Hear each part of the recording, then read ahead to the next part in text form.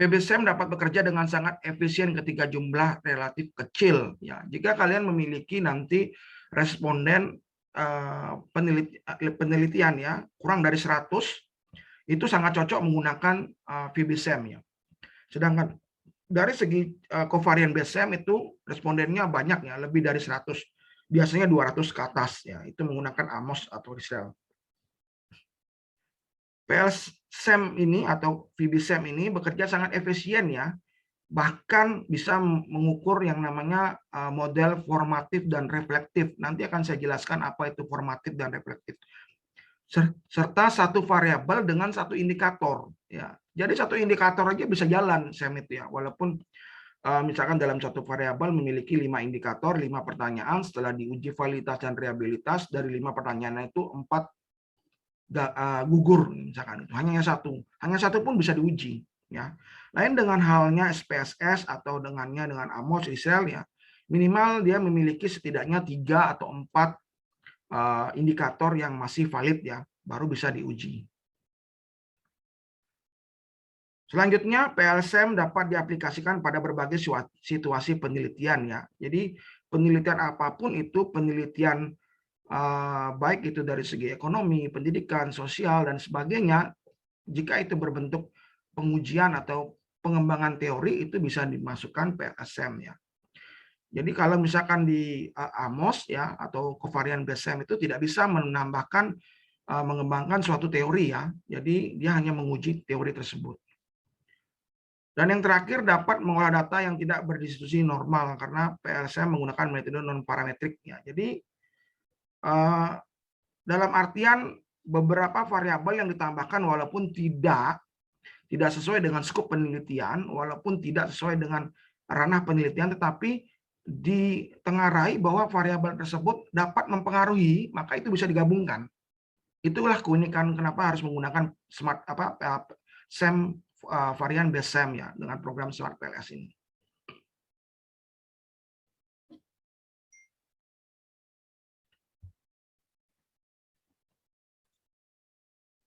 Selanjutnya apa itu partial least square ya PLS?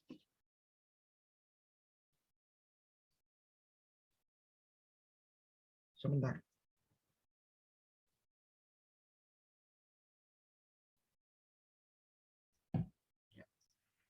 Jadi partial least square itu disingkat PLS ya, adalah salah satu metode alternatif structural equality model ya, SEM ya, yang dapat digunakan untuk menganalisis hubungan antar variabel yang kompleks atau multivariat. Jadi PLS itu adalah salah satu model pengukuran dari sebelumnya tadi varian based SEM tadi. Ini namanya PLS. Pendekatan PLS lebih cocok digunakan untuk analisis yang bersifat prediktif dengan dasar teori yang lemah. Jadi teorinya pun lemah tidak masalah. Jadi kalian kalau misalkan bingung memiliki teori variabel yang tidak ada rujukan atau tidak mendapatkan referensi mengenai dimensi atau indikatornya, itu lebih cocok menggunakan SEM ya. Jadi dan tidak memenuhi asumsi SEM yang berbasis covariant ya. Jadi tidak terlalu strict ya untuk syarat-syarat menggunakan PLS tersebut. Dengan teknik PLS diasumsikan bahwa semua ukuran varian berguna untuk dijelaskan. Teknik PLS menggunakan iterasi algoritma yang terdiri dari serial PLS yang dianggap sebagai model alternatif dari CBSEM, covariant based SEM ya. Jadi saya akan memfokuskan ya menggunakan PLS ini sangat sangat direkomendasikan ya. Jadi tidak membuat mahasiswa itu sangat bingung, sangat resah ya.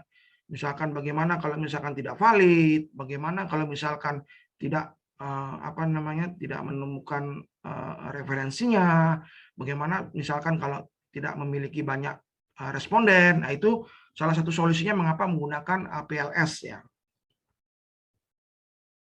Ini contoh ya, ini adalah alasan mengapa harus menggunakan PLS ya. Ini kalau misalkan nanti di kemudian harinya di kemudian harinya akan ada pertanyaan dari dosen pembimbing atau dosen penguji, kenapa kamu pakai PLS? Nah, jadi ini adalah jawabannya ya. PLS merupakan metode umum untuk mengestimasi path model yang menggunakan variabel laten dengan multiple indikator ya. Jadi indikatornya banyak ya. Hal ini sesuai dengan variabel empirik penelitian yang dibangun, 1 variabel independen dan 3 variabel intervening, serta 4 variabel independen. Jadi fungsi dari PLS itu adalah bisa untuk membangun beberapa variabel yang banyak ya, entah itu dia variabel independen, variabel dependen, variabel moderating, variabel control, variabel intervening ya. Jadi dia bisa dicampur adukan di sini gitu. Bisa dieksplor gitu. Jadi memeriksa validitas dan reliabilitas indikator ya. Ini pasti akan ada ya validitas dan reliabilitas indikator, hanya saja ya perbedaan dari SPSS atau AMOS dengan Smart PLS ya, atau SPSS statistik tingkat dasar, AMOS tadi ya covarian BSEM, dan Smart PLS varian BSEM, validitas dan reliabilitasnya itu langsung diujikan kepada sampel atau responden ya. Sedangkan kalau di SPSS dan di AMOS itu sama seperti SPSS, jadi validitas dan reliabilitasnya dicek dulu. Dicek kepada 30 orang minimal sampel atau responden yang di luar dari sampel. Di luar dari sampel. Jadi responden apakah indikator tersebut valid atau tidak. Jika valid baru dilempar ke responden. Tapi dalam SEM tidak perlu, dalam PLS tidak perlu. Langsung dilempar ya, langsung dilempar terhadap responden tersebut. Pengujian model hubungan antar variabel atau analisis path ya, dan mendapatkan model yang bermanfaat untuk perkiraan model struktural analisis regresi. Jadi ada strukturalnya, ada pengukuran, struktural dan pengukuran ya. Nanti akan saya jelaskan apa itu pengukuran dan struktural. Jadi SEM itu atau PLS SEM itu hanya 2 analisis, tidak ada lebih ya, hanya 2. Yang pertama adalah model struktural, yang kedua adalah model pengukuran. Itu aja. Jadi nggak terlalu banyak sekali analisis-analisis yang seperti apa yang disampaikan oleh SPSS ya, dari analisis A, B, C, D sampai terakhir itu SPSS seperti itu. Sedangkan SEM itu cuma 2 aja, nggak perlu banyak-banyak. Nanti akan saya jelaskan. Yamin dan Kurniawan dalam Haryono 2017 menjelaskan bahwa PLS yang memiliki karakteristik algoritma interaktif yang khas, maka PLS dapat diterapkan dalam model pengukuran reflektif maupun formatif. Ini akan saya jelaskan mengenai reflektif maupun formatif. Ini mungkin saya nggak tahu kalau di kampus di universitas apakah pernah diajarkan seperti ini. Karena beberapa kasus yang saya temui bahwa justru statistik diajarkan, tetapi SPSS tidak diajarkan. Misalnya beberapa kampus mengatakan demikian. Ini yang menyebabkan kenapa indikator tidak valid, kenapa model tidak fit, ya, karena kita salah. Kebanyakan mahasiswa salah mendefinisikan operasional, apakah itu model reflektif atau itu model formatif ya. Nanti akan saya jelaskan lebih lanjut. Silakan kalau misalkan ada pertanyaan, bisa langsung bertanya ya di kolom chat atau bisa raise hand ya. Selanjutnya, PLS merupakan metode analisis yang dapat diterapkan pada semua skala data ya. Jadi semua skala data ya, baik itu data dari sekunder maupun dari primer ya, tidak membutuhkan asumsi atau ukuran sampel, tidak harus besar ya. Besar sampel direkomendasikan justru 30 sampai 100. Ini uniknya. Jadi PLS itu tidak memerlukan banyak-banyak data, nggak perlu 200, nggak perlu 150, cukup 100 sampai 30 aja sudah cukup ya. Karena dalam PLS itu ada yang namanya bootstrapping ya. Nanti akan saya jelaskan apa itu bootstrapping. Bootstrapping itu adalah model bagaimana data responden atau data kuesioner yang kita dapatkan, misalkan 50 kuesioner, itu kita kembangkan dan akan menjadi seperti 1000 kuesioner atau 2000 kuesioner atau bahkan 5000 kuesioner. Ya, disitulah fungsinya bagaimana mengeksplor ya, bagaimana mengembangkan teori. Jadi justru kita dengan 50 responden tersebut, 50 data tersebut bisa mengembangkan hasil yang nanti akan tercapai jika itu kuesionernya 1000 atau 2000 atau 3000. Ya, disitulah plusnya mengapa harus menggunakan SEM PLS ini. Tidak membutuhkan banyak asumsi ya.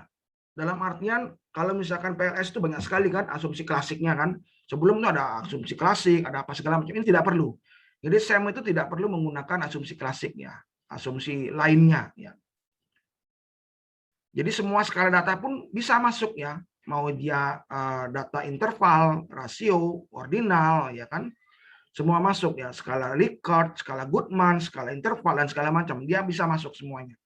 Dicampur pun tidak masalah ya. Misalkan ada manajemen keuangan ya, dia memeriksa data laporan keuangan, itu kan datanya data sekunder ya, dicampur dengan data primer adalah data dari kuesioner, itu bisa ya di SEM-PLS ini. Itu udah segi plusnya di situ ya. Mengapa harus menggunakan SEM-PLS ini?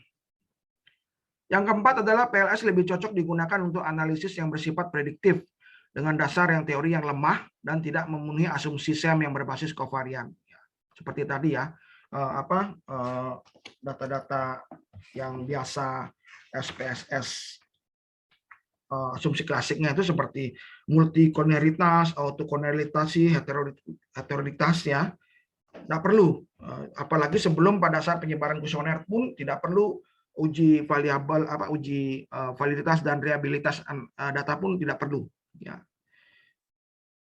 Jadi tujuannya untuk menguji prediktif antar variabel dengan melihat apakah ada hubungan atau pengaruh antar variabel tersebut. Konsekuensi penggunaan PLS adalah pengujian dapat dilakukan tanpa dasar teori yang kuat, mengabaikan asumsi non parametrik dan parameter ketetapan model prediksi dilihat dari nilai koefisiensi determinasi atau R square. Ini sangat gampang baca R square-nya, langsung muncul, tinggal baca, selesai ya. Nanti akan saya jelaskan lebih lanjut pada saat kita pelatihannya ya. Jadi saya menjelaskan awalnya ini adalah apa itu SEM, makanan apa itu SEM, apa itu, bagaimana cara aplikasi penggunaannya. Nah setelah itu baru kita akan ke prakteknya ya. Nah ini yang sering saya selalu himbau terhadap mahasiswa ya, karena mahasiswa sangat berorientasi pada rumus ya mengenai sampel ya, dan selalu pasti akan disalahkan oleh dosen pembimbingnya. Kenapa begitu? Kenapa pakai itu? Kenapa? Kenapa? Karena dalam kuantitatif ya, kuantitatif itu teknik pengambilan sampelnya itu adalah non probability, jadi random. Solnya random. Dalam artian sol random itu adalah semua populasi memiliki andil yang sama, kekuatan yang sama untuk dipilih sebagai sampel. Ya. Lain sama di kualitatif, karena kualitatif tidak semua populasi kita bisa jadikan sampel, tetapi di kuantitatif semua populasi bisa kita jadikan sampel. Ya. Jadi ada yang keterwakilan apa segala macam. Jadi terkadang rumus seperti solvin dan sebagainya itu sudah ketinggalan ya, sudah ketinggalan dalam dunia penelitian. Ya. Saya selalu menghimbau mahasiswa untuk menggunakan acuan ya atau rujukan dalam menentukan sampel. Ya. Jadi saya ambil contoh seperti Ruscio dalam Ferdinand ya, Agusti Ferdinand, salah satu tokoh profesor dari Unpad ya. Kalau di sini ada yang dari Unpad pasti mengenal beliau. Ya. Dan Supriyadi 2014 memberikan acuan untuk menentukan ukuran sampel SEM ya, khusus SEM yang saya bilang di bawah ya. Jadi ukuran sampel sebaiknya 10 kali lebih besar dari jumlah variabel dalam penelitian ya. Kalau misalkan variabel kalian 4, 10 kalinya 40. 40 pun sudah dianggap cukup dan bisa diuji ya. Jadi jangan sampai populasi kalian 5.000 terus pakai rumus solvin akhirnya jadinya 200 gitu kan. Nah, setengah mati kalau kalian cari 200 mungkin berapa bulan baru bisa terkumpul ya. Itu jangan terlalu terfokus di di model seperti itu ya, kecuali kalau kalian menggunakan SPSS ya, karena SPSS membutuhkan data yang besar juga. Kecuali kalau ini hanya khusus untuk di SEM PLS ya. Terus yang kedua, jika dalam model penelitiannya adalah analisis regresi, sampel ditentukan sebanyak 25 kali dari variabel independen, variabel bebas. Ya. Jadi bukan variabel terikat ya, endogen ya. Kalau kita bilang ada endogen, independen, dan variabel bebas. Misalkan variabel bebas X ya, biasanya X kalian berikan kodenya X. Jika variabel X kalian 3, berarti dikalikan 25, maka 75. Ini sampel kalian cukup dengan 75 saja. Lebih dari itu bagus, di bawah itu dianggap kurang cocok. Ya. Bukannya tidak cocok, kurang cocok. Karena sampel SEM masih juga bisa ada rujukan lainnya. Ini yang kelima, ukuran sampel lebih dari 30 dan kurang dari 500. Ya, jadi mau 50 pun sudah lebih dari 30. Ya. Analisis SEM, ukuran sampel 5 kali jumlah indikator atau sekitar 100 sampai 200 sampel. Nah, ini kalau untuk yang SEM tadi basis kovarian ya. Jadi 5 kali, misalkan indikator kalian ada 20 kali 5 udah 100 ya. Atau 10 kali 5 udah 50 ya. Itu masih masuk ya. Jadi kalian bisa gunakan acuan salah satu poin berdasarkan dua rujukan ini ya. Ada rujukan lainnya ya, ini rujukan lainnya yang saya sering sangat gunakan ya, ini karena tolak ukurnya sangat kontribusinya sangat besar di beberapa penelitian internasional ya. Jadi menurut buku yang pernah saya baca yaitu Multivariate Data Analysis ya dari Joseph Hare dan kawan-kawan ya, itu dengan penerbitnya Pearson Education ya. Di halaman 115 ya kita bisa menunjukkan bahwa ada sampel size needed ya, sampel yang dibutuhkan untuk signifikansi. Di sana ada start 50 sampai 350 ya. Jadi tolak ukurnya adalah faktor loading ya. Nanti akan saya jelaskan apa itu faktor loading. Jadi kalau faktor loading itu adalah tingkat signifikansi error ya. Biasanya sih normalnya di SPSS mungkin di atas 0,5 ya, atau 0,6 atau 0,7 ya, tergantung rujukan mana yang digunakan. Nah, ada yang berpersepsi bahwa tidak boleh di bawah 0,5 ya. Tapi menurut beberapa ratus kali si Joseph dan kawan-kawan ini melakukan penelitian, justru di bawah 5 itu boleh. Dengan syarat respondennya harus banyak, ya sampelnya harus banyak ya. Seperti 0,45, 0,40 itu harus 200 minimum, atau 0,350 itu minimum 350 ya. Maka akan muncul data yang valid. Nah, proses awal dalam penggunaan SEM ya. Nah, ini sudah mulai masuk ke dalam proses pengaplikasian SEM ya. Kalian harus tahu apa namanya dulu analisis univariat, bivariat, dan multivariat ya. Jadi yang pertama itu analisis invariat satu variabel ya, bagaimana mengeksplor dalam satu variabel tersebut. Nah, yang kedua adalah analisis bivariat melibatkan dua variabel ya. Jadi hanya satu x berpengaruh terhadap y ya, itu namanya analisis bivariat. Nah, sedangkan analisis multivariat itu melibatkan lebih dari dua variabel, pada umumnya kompleks ya. Nah, ini dia yang digunakan pada analisis SEM ya, PLS, baik itu PLS maupun AMOS ataupun Lisrel ya. Jadi bisa kalian lihat di bawah ini ya, di sini bisa kalian lihat. Nah, sebentar. Ya, ini adalah yang saya lingkarin, ini adalah variabel independen atau variabel bebas atau variabel ini enggak. Atau variabel endogen ya. Jadi, nah sedangkan ini yang saya lingkarin ini adalah variabel terikat atau lebih tepatnya adalah variabel mediasi ya. Karena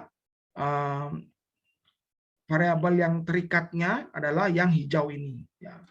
Jadi ini adalah konsep kompleks dari SEM ya, yang justru lebih mudah pengaplikasiannya pada PLSM ya, justru lebih mudah daripada SPSS. Nanti akan saya jelaskan kenapa lebih mudah daripada PSPSS. Ya. Selanjutnya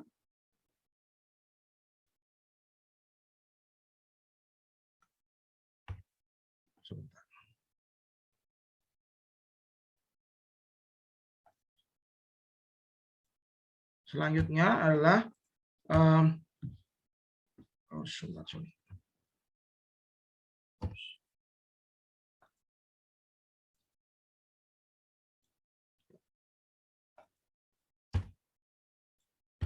nah, ini yang saya bilang adalah model formatif dan model reflektif ya.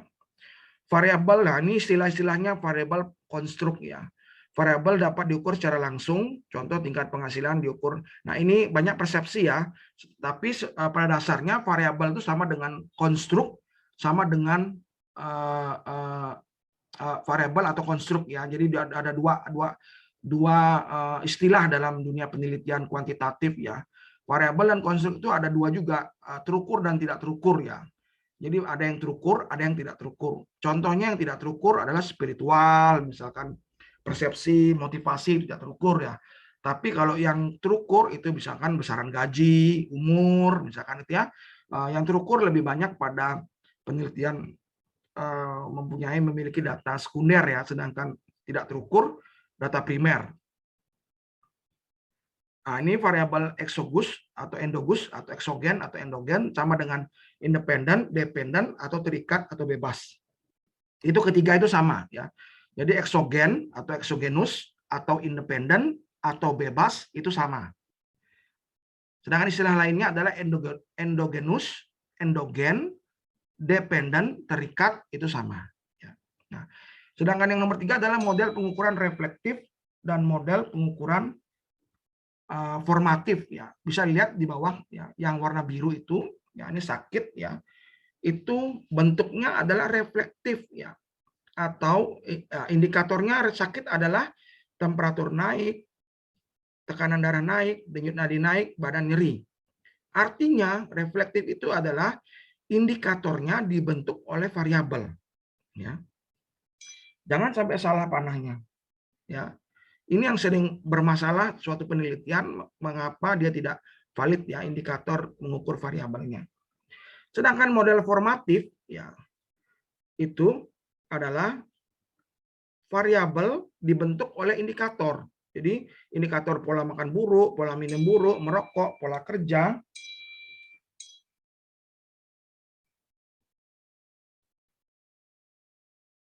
Sebentar ya.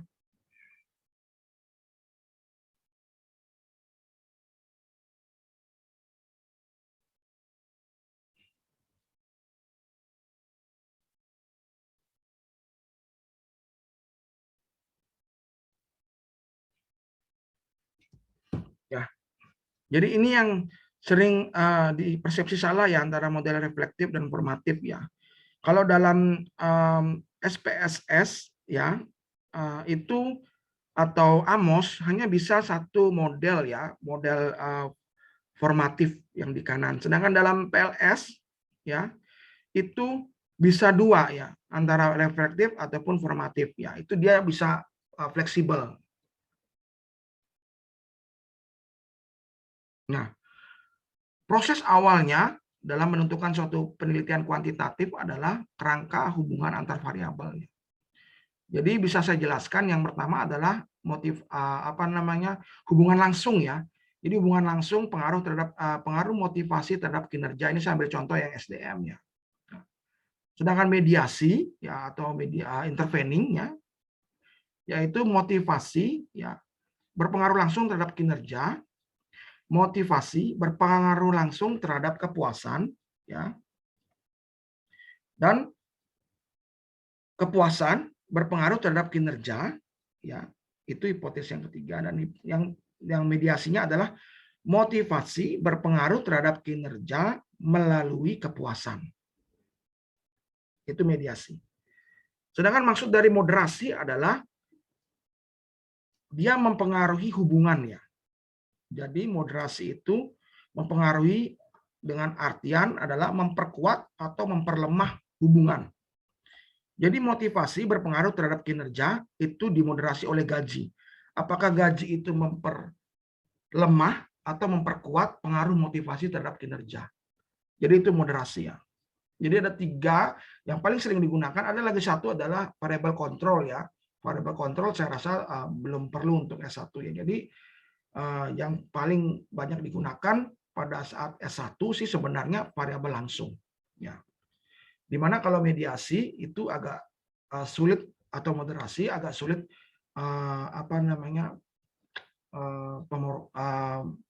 pengolahan datanya di statistik SPSS ya. Nah, Disinilah nanti akan dibentuk perbedaan penelitian kalian dalam artian jika kalian menggunakan variabel moderasi atau menggunakan variabel mediasi sudah merupakan suatu kebaruan penelitian yang sebelumnya biasanya X1, X2, X3 berpengaruh terhadap Y, baik itu secara parsial maupun simultan. Selalu itu paling sering digunakan di S1. Tapi pada saat penelitian kalian itu bisa menggunakan variabel yang sama. X1, X2 digunakan yang sama, X3 yang sama, Y-nya sama, tapi dimasukkan satu sebagai intervening. Z-nya dimasukkan di tengah-tengah. Ya. Di situ sudah mulai mengeksplor teori ya. Dari penelitian sebelumnya ditambahkan variabel baru yang belum pernah dihubungkan sebelumnya, itu sudah namanya pengembangan teori. Ya. Kalau kalian menggunakan SEM, PLS, pasti akan mendapatkan kebaruan penelitian. Pasti. Ya. Karena kenapa? Karena sangat gampang dan mudah untuk menambahkan variabel baru yang belum pernah dihubungkan secara konstan. Itu sudah merupakan suatu kebaruan penelitian ya. Di samping penelitian-penelitian kebaruan-kebaruan yang sangat awam ya menurut saya. Dalam artian, karena kan objek penelitiannya beda, studinya beda, respondennya jumlahnya beda, ya itu sudah awam sekali ya kalau kalian berargumen seperti itu kepada dosen pembimbing dan dosen penguji, pasti akan dimakan mentah-mentah. Ini contoh kuesioner ya, kuesioner yang digunakan ya dalam suatu penelitian yang. Jadi ada contoh kuesioner dengan skala Likert ya di sebelah kiri 1, 2, 3, 4, 5 dan di sebelah kanan ada skala interval ya 1 sampai dengan 10. Nah, ini uniknya ya. Jadi di S1 itu sangat selalu menggunakan skala Likert ya. Apa-apa skala Likert, apa-apa skala Likert atau di bawahnya ya interval dan rasio dan ordinal seperti itu. Jadi sekali-sekali kalau kalian menggunakan kuesioner dengan skala interval 1 sampai 10 ini sangat bagus ya. Ada perbedaan dalam penelitian kalian di situ. Dan dosen pun ada yang mau nerima, ada yang enggak. Ya, dalam artian ada yang mau nerima karena ini merupakan suatu hal yang baru, ada yang enggak karena dosennya hanya mengerti sampai skala Likert. Ya, misalkan seperti itu. Saya lanjutkan, ini adalah contoh tabulasi data ya. Di sini adalah hasil nilai-nilai tadi skala Likert atau interval dimasukkan ke dalam file Excel ya sesuai dengan variabel-variabelnya ya. Jadi ada variabel ini indikator-indikator ya, sorry. Jadi yang warna kuning adalah satu variabel dengan 9 indikator, yang warna biru adalah satu variabel dengan 7 indikator, hijau satu variabel dengan 6 indikator dan ungu satu variabel dengan 11 indikator. Ya, ini contohnya, tinggal dimasukkan seperti ini. Nah, ini saya ambil contoh salah satu kerangka konsep yang memiliki variabel intervening ya. Di sini bisa dilihat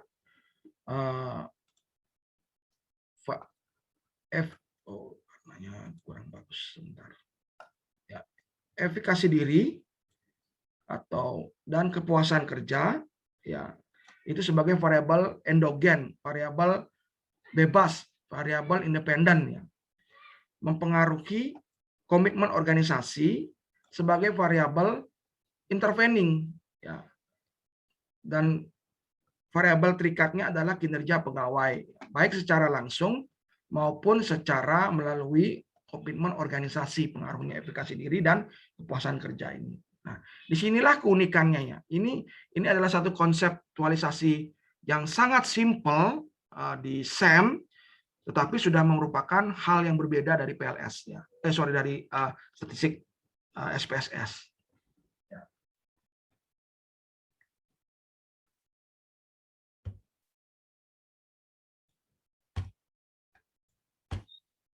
Ya. Nah, analisa dalam menggunakan CML PLS itu cuma 2, seperti yang saya bilang. Analisanya cuma 2 aja, enggak banyak-banyak. Jadi yang pertama adalah analisis outer model atau model pengukuran atau measurement model tadi. Ya. Analisis saya sering bilang cuma outer dan inner ya. Nanti akan saya jelaskan gampang banget. Outer di luar, inner dalam ya. Outer luar, out, in dalam ya. Jadi in out gitu aja berpikir ya. Analisis outer model itu terdiri dari dua, hanya validitas dan reliabilitas, dan R-square. Itu aja, tidak lebih. Ya. Sedangkan yang analisis inner model, yang di dalam, atau model struktural, itu ada namanya Godness of Fit, atau GOF. Ya. Tabel PET coefficient untuk menguji hipotesis, dan tabel specific indirect effect untuk menguji pengaruh tidak langsung atau mediasi moderasi. Kalau kalian tidak memiliki variabel mediasi atau moderasi, maka cukup menggunakan path coefficient aja, ya. Sedangkan Godness of Fit atau GOF ini jarang sekali digunakan, ya. Kadang-kadang ada beberapa dosen yang minta, kadang-kadang cukup hanya di pengujian hipotesis saja. Kenapa saya bilang cukup simpel, ya? Bisa kalian bayangkan bahwa hanya dua analisis saja yang ada dalam SEM, dan itu sudah mencakup keseluruhan penelitian, ya. Nah, dari konseptualisasi tadi, ya, saya masukkan kepada struktur konsepnya dari PLS, ya. Nah, ini ada tadi yang dibilang efikasi diri, ya. Ini ya, efikasi diri, ya. Nah, ini efikasi diri. Nah, sedangkan yang kuning-kuning ini adalah indikatornya. Ini adalah indikatornya.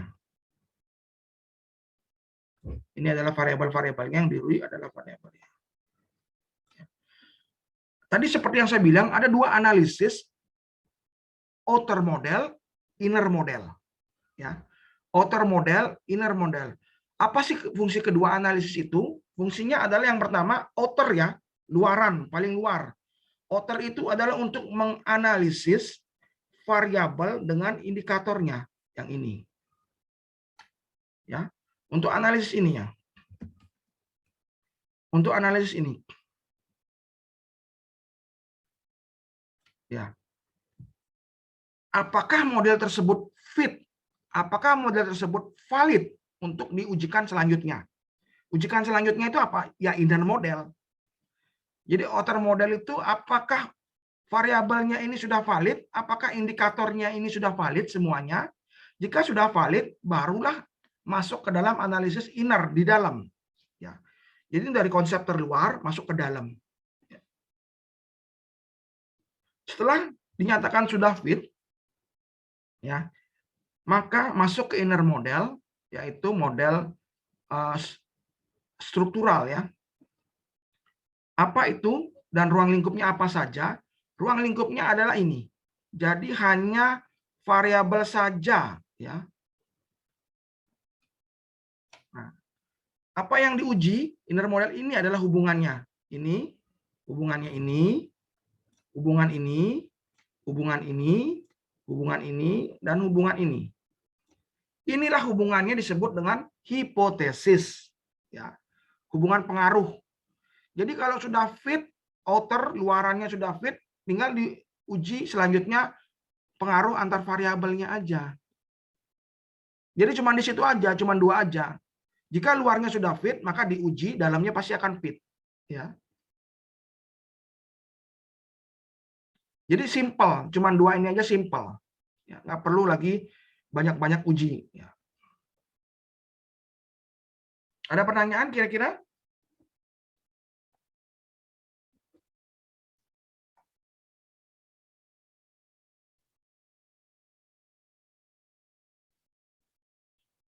Kalau nggak ada pertanyaan, saya akan lanjut, ya.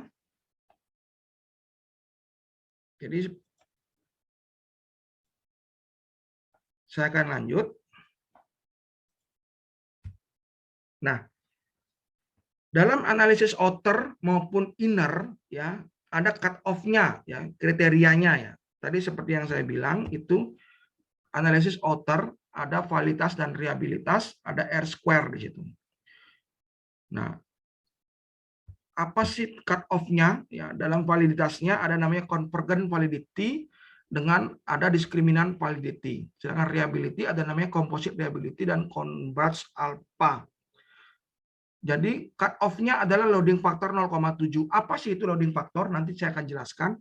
Cross loading 0,7, ya, composite reliability 0,6 minimum, sedangkan nilai semua konstruk untuk Cronbach's alpha-nya adalah di atas 0,7.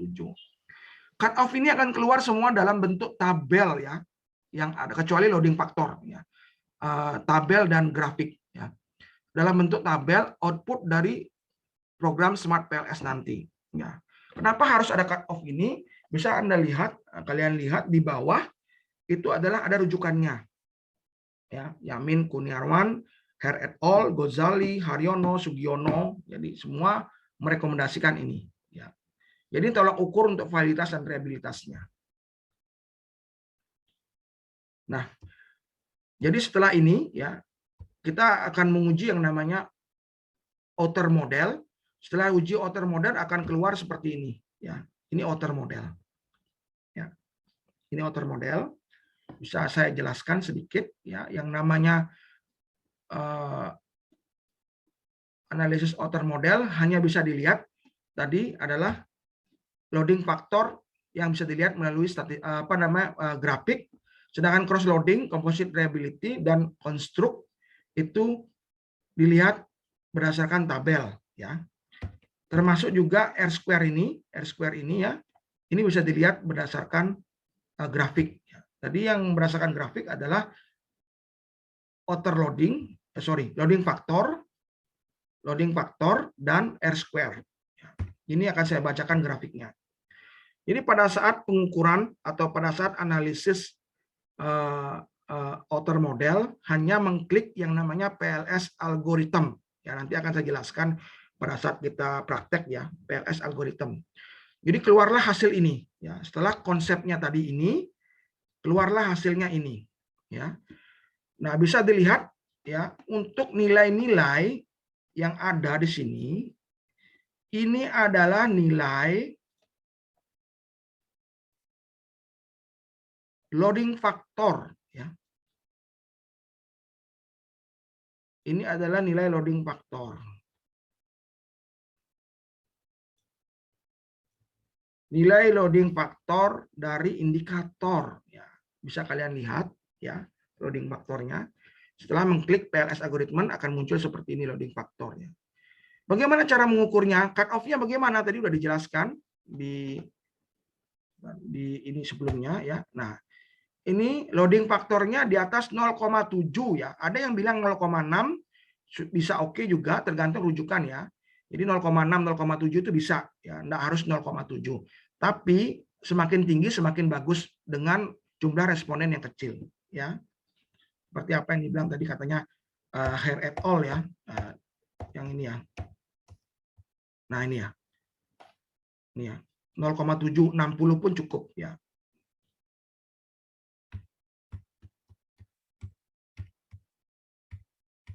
Nah, bisa kalian lihat ya, di antara itu yang mana di bawah 0,7? Siapa bisa jawab?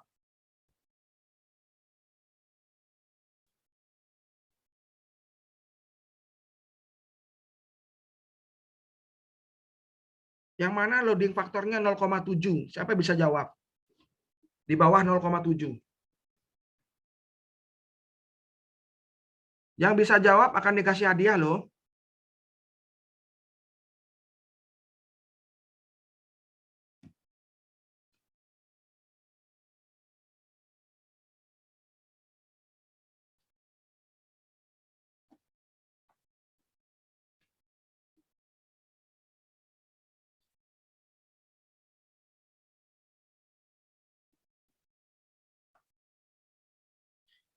Oke, Averia Novta ya.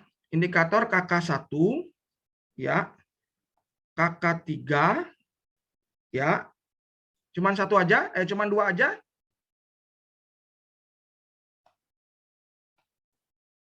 Betul ya, indikator KK1 0,6, indikator KK3 0,6.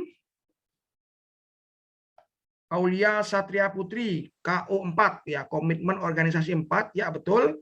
Itu 0,5. Ada lagi? Ya. Oke. Jadi hanya 3 indikator ya yang di bawah 0,7 ya, yaitu KK1, KK3 dan KO4 ya. Afrina Novta dan Aulia Satria Putri nanti bagi dua ya. Saya berikan reward ini apa namanya gratis pengecekan Turnitin ya nanti untuk skripsinya. Itu untuk Averina 3 kali dan Aulia Satria Putih 3 kali. Nanti tolong klaim di grup tele ya. Jadi gratis 3 kali pengecekan Turnitin. Ya. Oke, memang benar ada 3 indikator yang di bawah 0,7 ya. Di mana seharusnya 3 indikator ini tidak valid dalam artian gugur ya. Tetapi dalam pemrograman SAM PLS yang digugurkan pertama adalah yang paling kecil ya. Jadi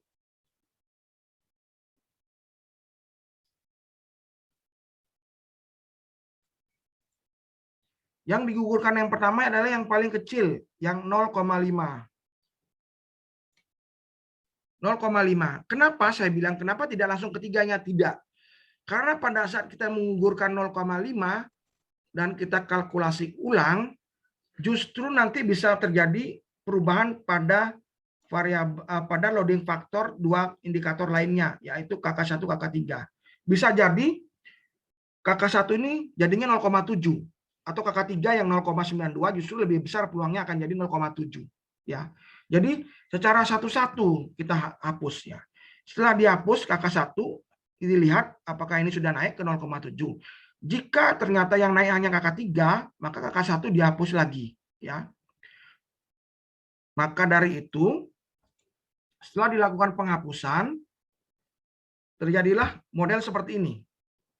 Nah, bisa dilihat model seperti ini adalah model yang sudah tidak ada lagi yang namanya di bawah 0,7.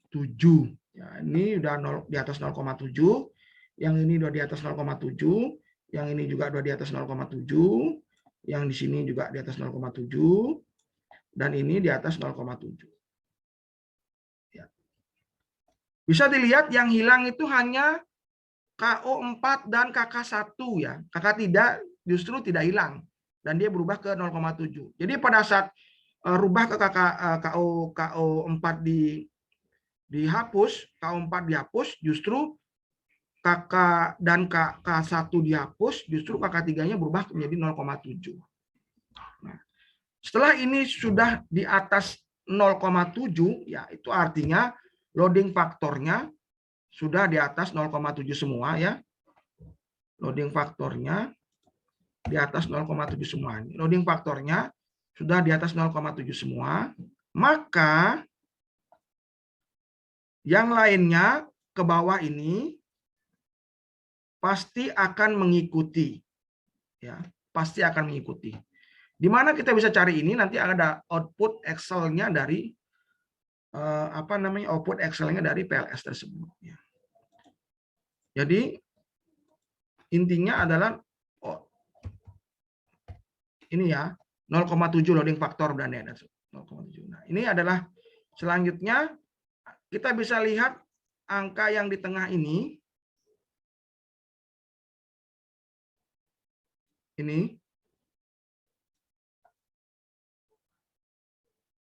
Ini ya.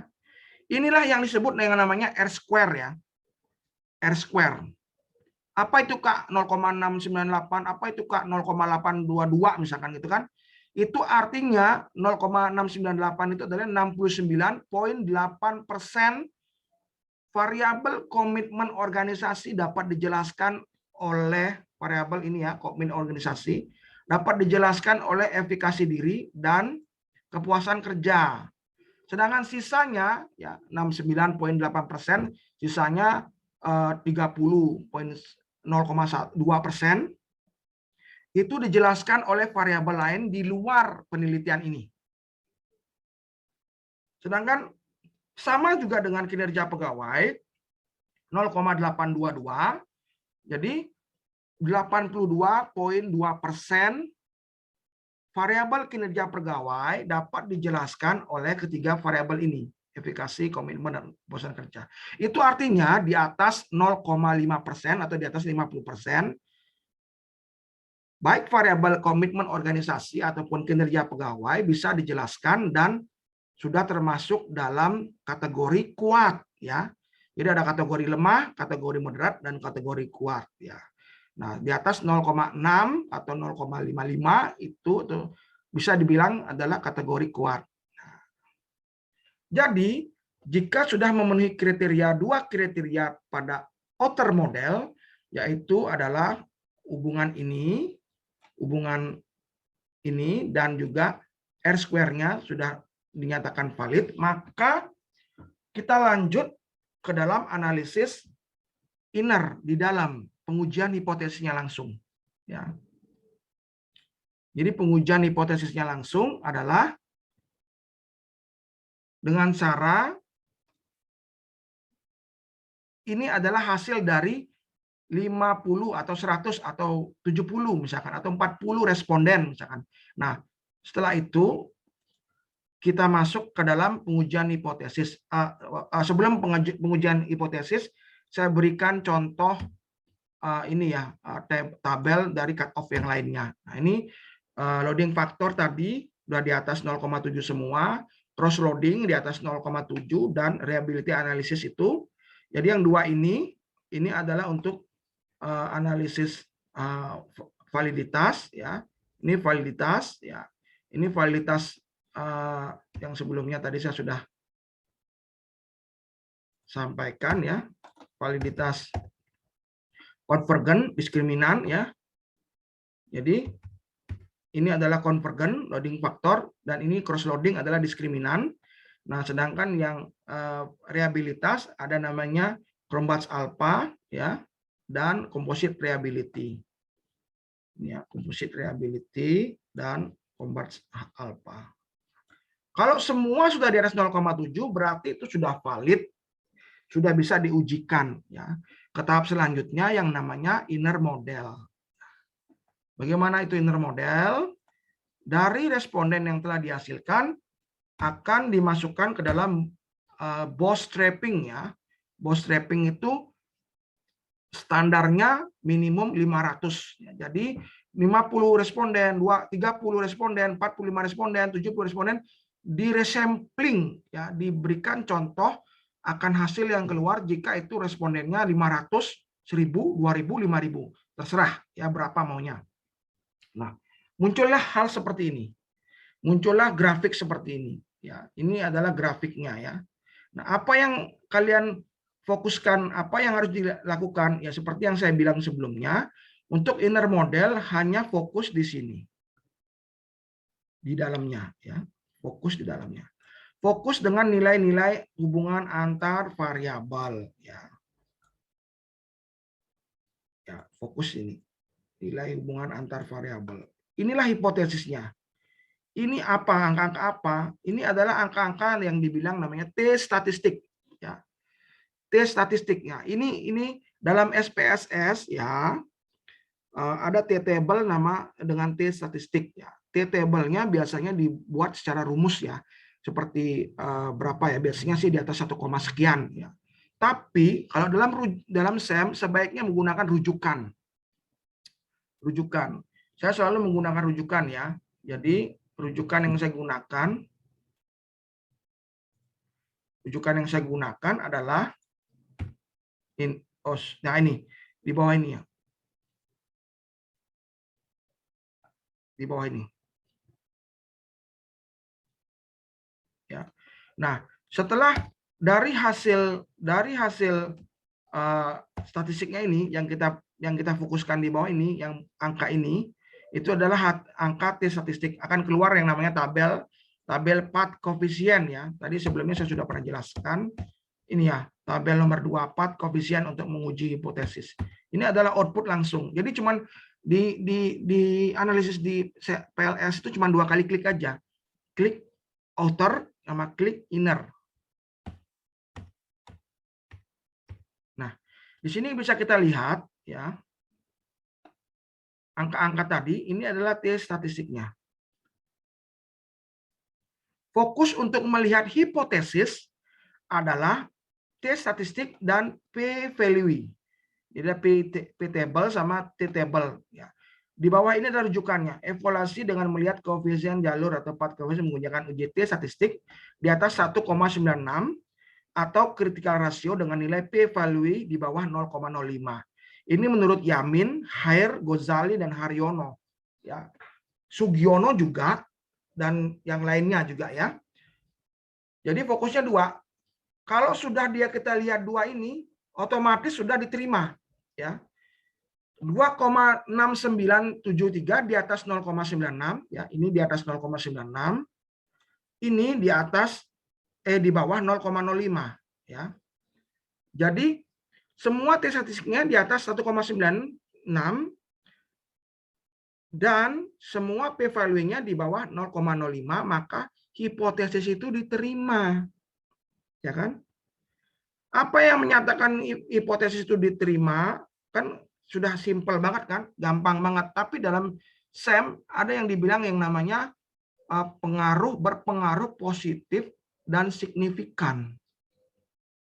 Bagaimana cara menentukan positif dan signifikannya? Bisa lihat di original sampelnya sini ya.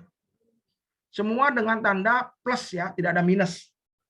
Plus itu artinya positif. Berarti semua pengaruhnya efikasi diri, komitmen, efikasi diri, kinerja pegawai, kepuasan kerja, komitmen, kepuasan kerja ke pegawai, komitmen ke kinerja, itu berpengaruh positif dan signifikan. Karena angkanya besar. Yang paling besar adalah pengaruh efikasi diri terhadap komitmen organisasi. 0,57. Ya, ini nilai koefisien jalurnya positif dengan angka 0,517. Ya. Jadi bahasanya semua efikasi diri berpengaruh positif dan signifikan terhadap komitmen organisasi. Hipotesis 1 diterima.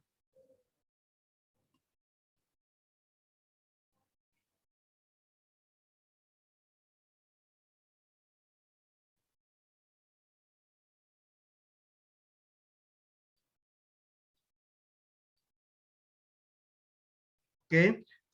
Ada pertanyaan kira-kira sampai di sini?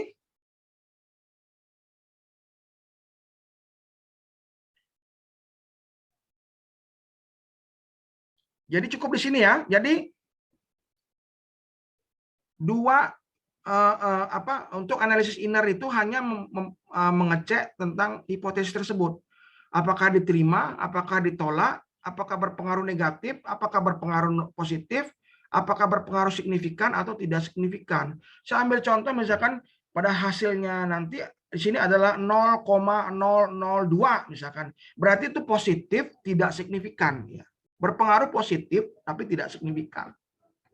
Atau di sini nilainya adalah minus ya. Minus 0, berarti berpengaruh negatif signifikan. Ya. Entah di sini dia pasti akan ditolak ataupun dia akan diterima. Ya. Jelas ya? Ada pertanyaan kira-kira?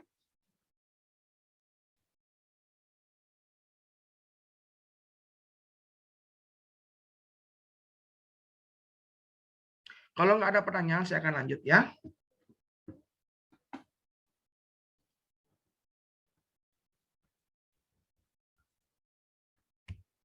Nah, ini adalah uji mediasi. Tadi saya jelaskan kalau memang ada mediasinya. Kebetulan contohnya saya berikan mediasi. Nomor 3 ada tabel spesifik indirect untuk menguji pengaruh tidak langsung ya, mediasi ya. Ini mediasinya ya, yang komitmen organisasi ini adalah mediasinya. Nah, di sini kita lihat ya. Efikasi diri berpengaruh terhadap kinerja pegawai melalui komitmen organisasi. Kepuasan kerja berpengaruh terhadap kinerja pegawai melalui organisasi, komitmen organisasi ya. Seperti yang tadi, fokusnya hanya di T statistik dan P value.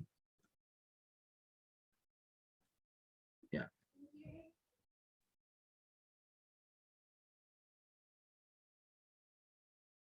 Jadi bisa dilihat P value-nya di atas 0,05. Dia warna merah. Dan T statistiknya di bawah 1,96. Itu artinya ya, ini bukan apa namanya hipotesis diterima ataupun tidak diterima lagi, tidak. Tapi bahasanya adalah komitmen organisasi tidak bisa memediasi pengaruh efikasi diri terhadap kinerja pegawai. Sebalik sama dengan yang di bawahnya, komitmen organisasi tidak bisa memediasi kepuasan kerja terhadap kinerja pegawai. Kinerja pegawai ya. Makanya nilainya merah. Kalau dia nilainya hijau seperti tadi, ya. Kalau dia nilainya hijau seperti tadi, maka bisa dimediasi ya. Bisa dimediasi.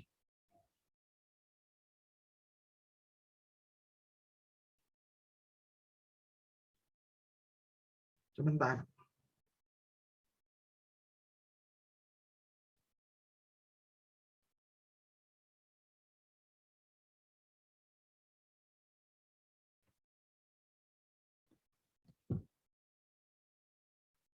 Ya, oke.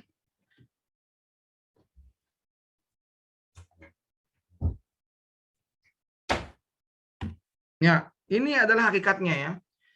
Jadi hakikat secara keseluruhan tentang PLSM itu dan apa saja sih uji-ujinya ya. Turunannya. Jadi analisis outer model itu untuk menguji hubungan antara indikator dan variabel di luar tadi. Apa yang diuji, validitas dan reliabilitas. Ini paling banyak ya.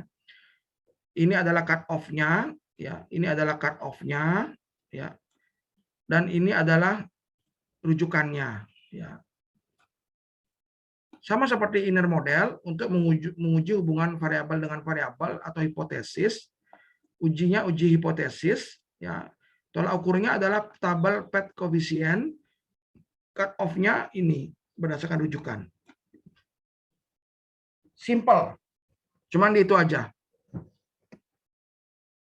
Ya. Baik.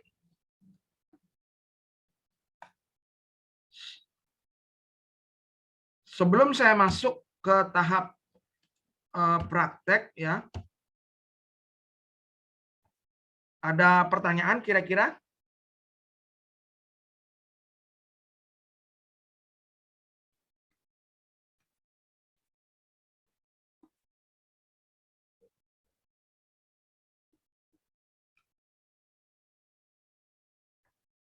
Apakah ada pertanyaan?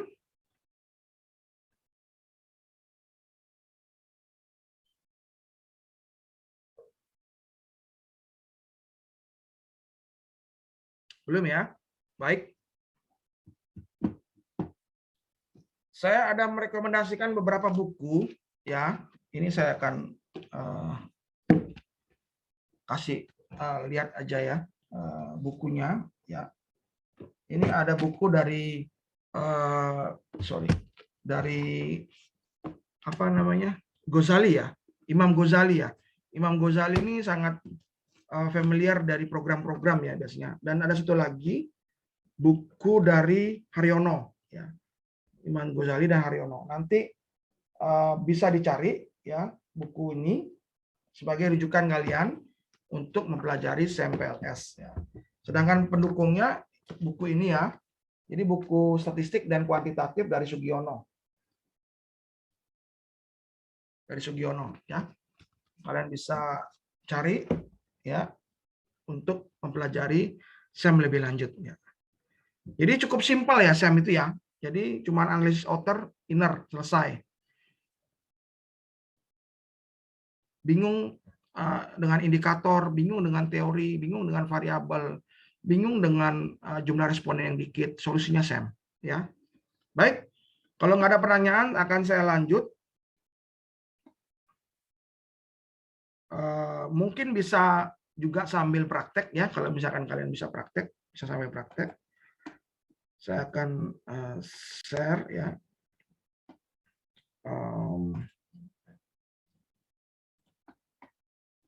Kita bisa lihat ke data latihan langsung ya, bisa buka. Ini adalah tadi yang saya bilang itu adalah presentasi saya udah kelihatan ya Excel-nya.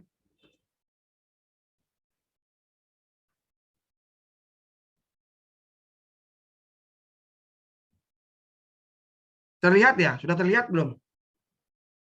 Sudah, Pak. Sudah ya. Nah, ini adalah pengaruh langsung dua variabel ya. Ini biasa nominalnya adalah nominal dari jawaban pertanyaan kuesioner ya. Ini kalau tabulasi ini sangat gampang, nanti bisa kalian lihat gimana caranya tabulasi, bisa cek di YouTube dan sebagainya ya. Cuman memasukkan angka-angka hasil kuesioner nih. Ini responden 1 ya. Ini adalah variabel 1 X ya, bisa kita bilang nih X. Ini pertanyaan 1, pertanyaan 2, pertanyaan 3, ini variabel 2 Y ya, pertanyaan 1, pertanyaan 2, pertanyaan 3, dan ini jumlah respondennya. Di sini saya kasih jumlah respondennya 100 ya. Ini saya ambil contoh jumlah respondennya 100. Nah, hal pertama yang kalian lakukan adalah ini save as, dan ke bentuknya adalah harus CSV ya. Jadi nggak bisa Excel, ya harus CSV. Bentuknya CSV ya, latihan data langsung CSV ya. Nah, ini yang akan nanti dipakai ya, yes, untuk masuk ke olah data.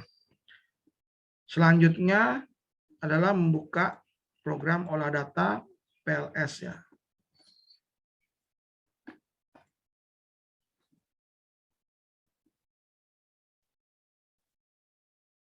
Sebentar.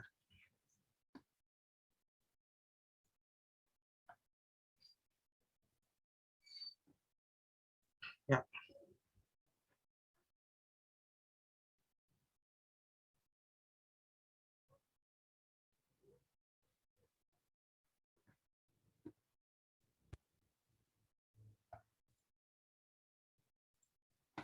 Sebentar.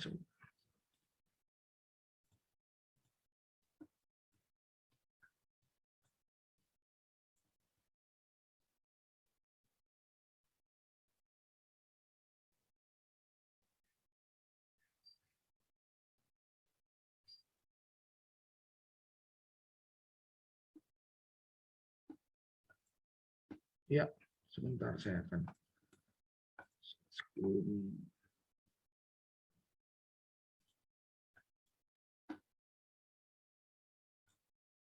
Apakah sudah terlihat?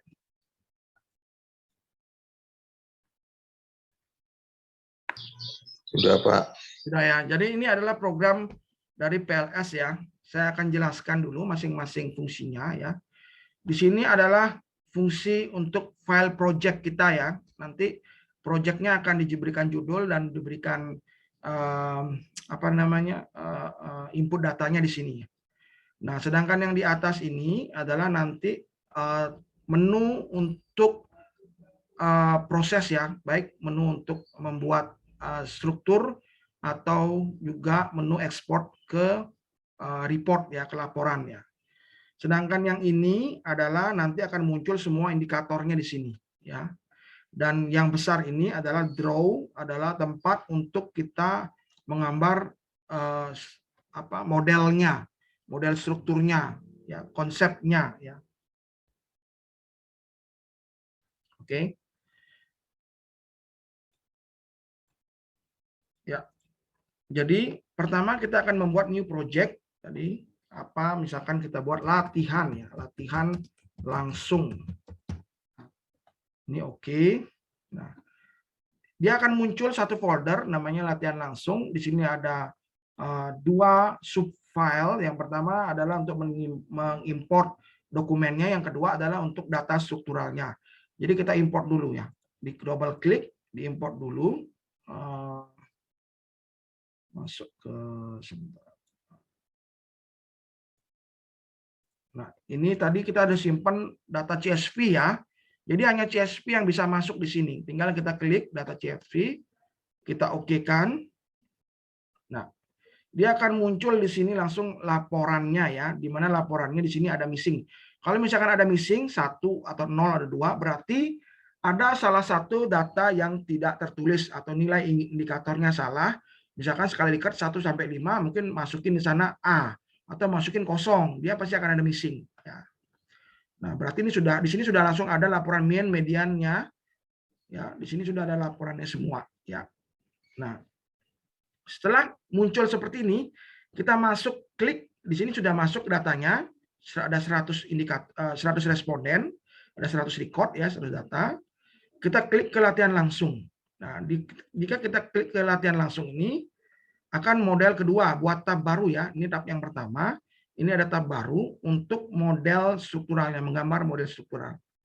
Nah, indikatornya udah masuk ke sini kan, ada K1, K2, K3, KP1, KP2, KP3.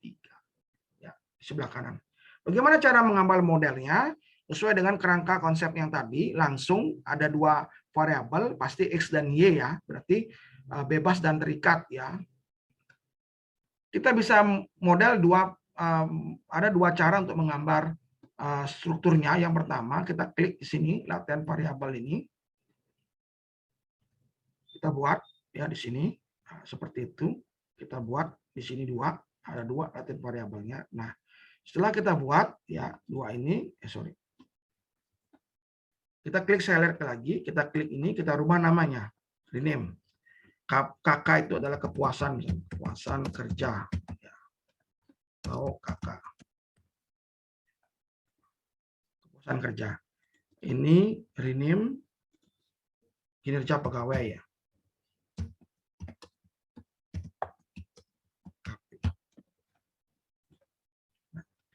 Sudah ada dua variabel. Ini ada variabel kepuasan kerja dan variabel kinerja pegawai ya. Nah, tinggal dihubungkan. Sebelum kita menghubungkan, ini variabel bebas, ini terikat ya, ini X, ini Y. Tinggal kita hubungkan. Bagaimana cara menghubungkan? Sebelum kita menghubungkan, kita harus memasukkan dulu indikatornya ya. Indikatornya bisa kita taruh KK1, kita tinggal klik, geser, taruh di sini. KK2, klik, geser, taruh di sini. KK3, klik, geser, taruh di sini. Ya. Sedangkan KP juga sama, mungkin bisa kita geser 1, 2, dan 3. Ya. Sudah masuk dua indikator ya. Dua variabel dengan memiliki indikator. Ya. Cara keduanya, ya, saya delete. Cara keduanya bisa langsung menarik ini ya.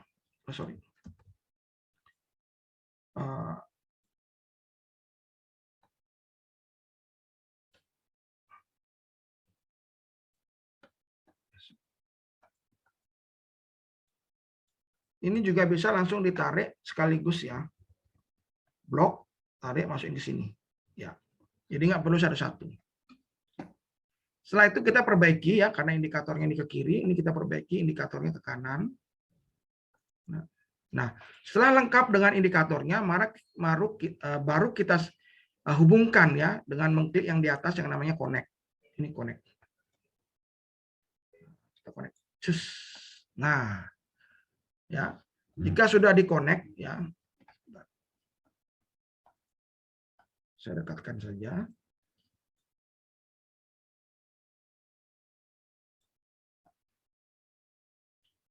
Biar bisa lebih jelas.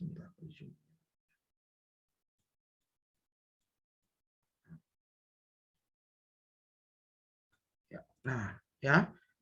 Jadi ini sudah merupakan model konseptual yang lengkap ya. Sudah merupakan dua variabel dengan masing-masing 3 indikator reflektif ya.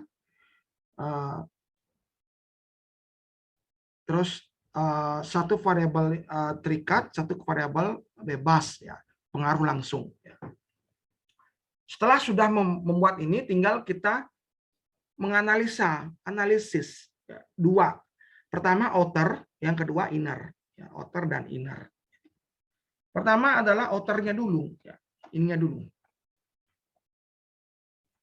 Outernya dulu ya, ininya dulu ya. Bagaimana caranya dengan outernya itu? Ya.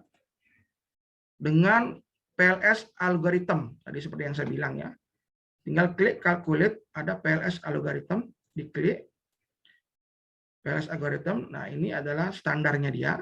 Tinggal kita start calculation aja langsung. Nggak perlu dirubah ya. Sebenarnya sih ada perubahan banyak, ini, tapi kalau saya jelaskan nanti akan di penelitian lebih lanjut ya. Kelas khusus ya. Start calculation, tinggal kita tunggu. Ya, dia akan langsung muncul ke semua outputnya, ya.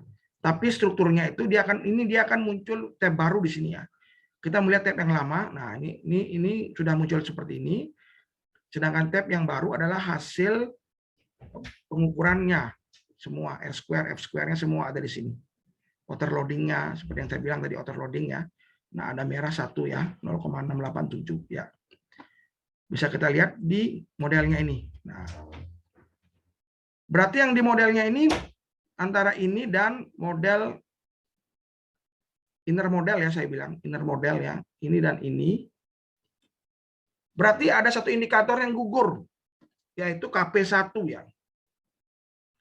Di mana KP1 jumlahnya 0,687. Sedangkan kriteria cut off-nya, loading faktornya adalah 0,7 ya. Maka dari itu KP1 dihapuskan, delete. Ya. Delete, diperbaiki lagi, baru calculate lagi. Start calculate. Ya. Nah, sudah kita lihat ya loading faktornya ya. Loading faktornya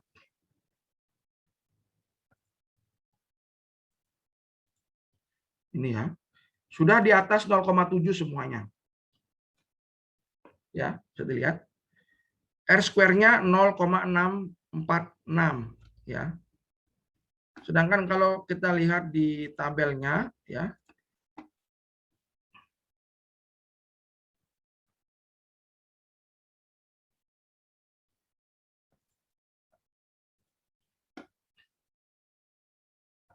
loading faktor ya, outer loading itu loading faktor ya.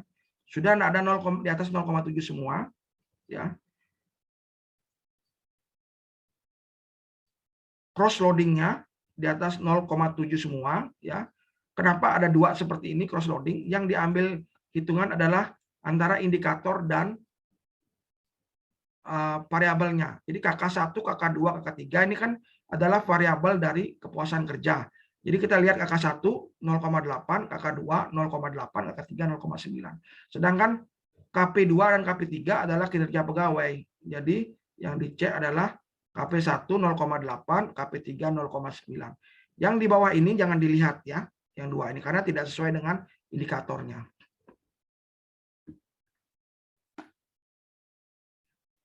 Yang sesuai dengan indikatornya adalah ini.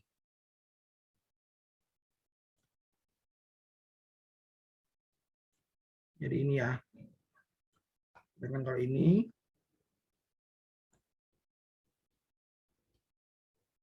Jadi ini. Ya.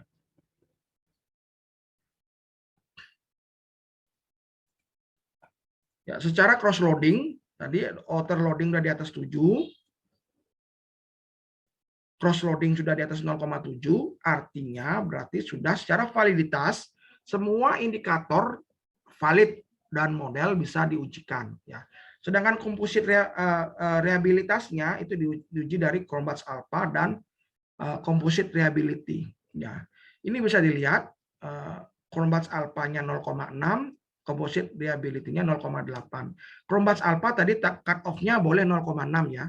Selain Cronbach's alpha boleh 0,6, sedangkan kompositnya adalah di atas 0,7. Walaupun ini angkanya merah, ini bisa fit ya, sudah bisa diujukan. Jadi secara reliabilitas dan validitas sudah valid dengan R-square 0,648 kuat ya. Maka selanjutnya model ini secara outer model sudah valid dan reliable untuk diujikan sebagai uji hipotesis ya. Uji hipotesisnya adalah dengan dikalkulit kembali, ada namanya bootstrapping. Ya, tinggal diklik yang nomor 2, bootstrapping. Ya, nah, subsample. Ya, ini yang saya jelaskan akan terjadi resampling. Ya, resampling dalam artian adalah ini bisa dirubah ke 5.000, ke 1.000, terserah ya. Tapi standarnya adalah 500 sampel. Jadi dari sampel kita yang tadi 75, 50, 100 itu dibuat bagaimana supaya sampelnya menjadi 500. Dengan signifikansi level 0,05 p-value tadi. Jadi 0,5 tolak ukurnya. Jadi kalau di bawah 0,05 dia otomatis akan hijau, di atas 0,05 dia otomatis akan merah. Tinggal langsung start calculation. Nah, Langsung dilihat path koefisien ya. Ini karena nggak ada mediasi, cuma di path koefisien aja. Bisa kita lihat kepuasan kerja ya, ini mungkin. Nah, kepuasan kerja ke kinerja pegawai pengaruhnya p-value-nya 0,07 berarti valid ya, signifikan, dan T statistiknya 23.500 berarti di atas 1,96, maka hipotesisnya diterima dengan koefisien jalur positif 0,804. Jadi kepuasan kerja berpengaruh secara positif dan signifikan terhadap kinerja pegawai ya. Itu hasilnya ya. Cukup sudah sampai di situ aja. Nggak ada uji-uji apa lagi ya.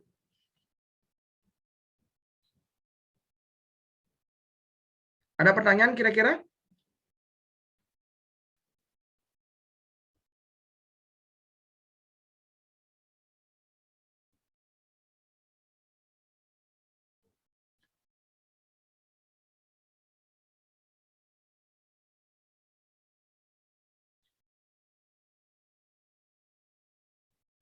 Kalau nggak ada yang bertanya, saya akan contohkan satu lagi dengan variabel mediasi ya.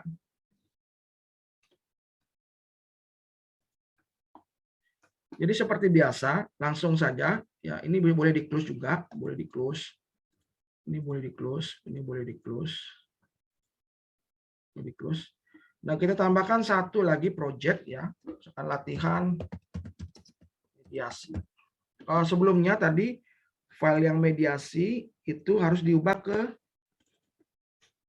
ya, ini harus diubah ke CSV ya. CSV command delimited ya, ini ya. Ya. Jika sudah langsung oke, latihan mediasi, tinggal diklik, double klik mediasi 3 variabel. Oke. Nah, missing value-nya udah nggak ada ya, berarti semua terisi datanya ya. Main medianya sudah ada semua. Tinggal kita masuk klik ke latihan mediasi di sini. Nah, di sini ada indikatornya. Kita buat konsepnya dulu. 1, 2, 3. Sorry. Nggak usah gini. 1, 2, 3. Langsung ya. 1, 2, 3.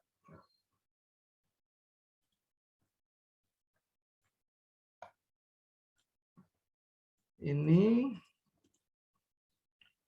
GK7, GK8. Langsung ke sini kita klik. Ini ada MT, motivasi. Masuk ke sini. Ini ada kinerja pegawai ya. Masuk ke sini ya. Kita rapikan.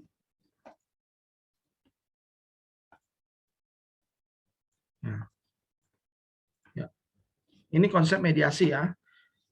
Kita ganti itu namanya GK itu sebentar saya.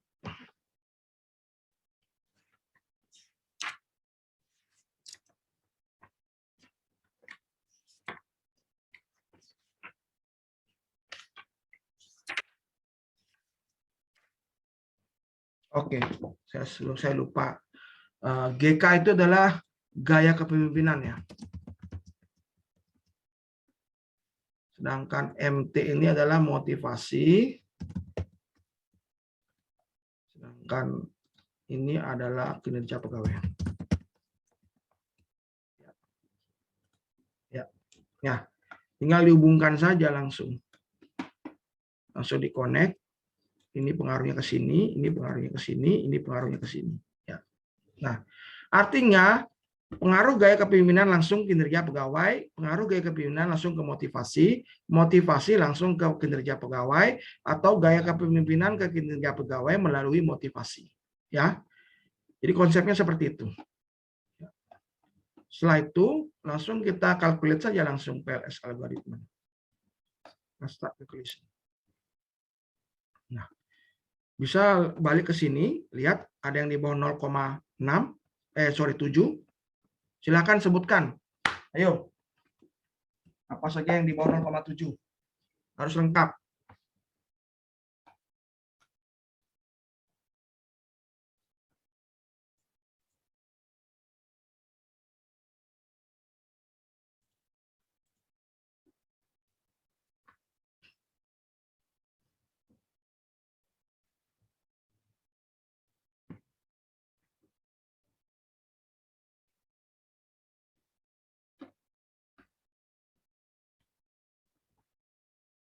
Apa saja yang di bawah 0,7?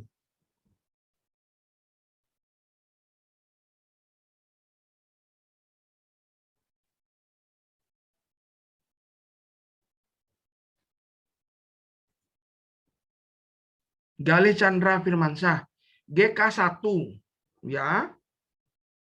Hanya GK1 saja. Ini saya kasihkan contoh yang banyak masalahnya, ya. KP1,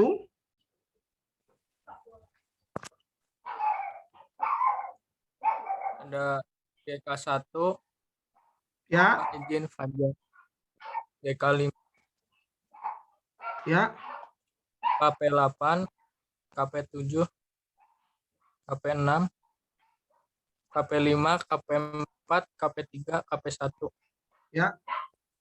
MT1, MT3, MT4, MT5.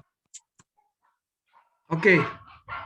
Ya, Fajar, karena bisa menyebutkan semua, Fajar saya kasih gratis pengecekan Turnitin sebanyak 6 kali, ya. 3 kali pada saat proposal, 3 kali pada saat skripsi, ya. Nanti hubungin admin, ya. Ya. Oke, di sini banyak sekali indikator yang gugur, ya, dalam artian yang tidak memenuhi kriteria. Kalau kita bisa lihat di laporan overloadingnya banyak merahnya, ya. Bisa lihat kan? Ini banyak merahnya di bawah 0,7 semua. Ya. Bagaimana caranya mengatasinya? Ini indikator akan gugur. Sebentar.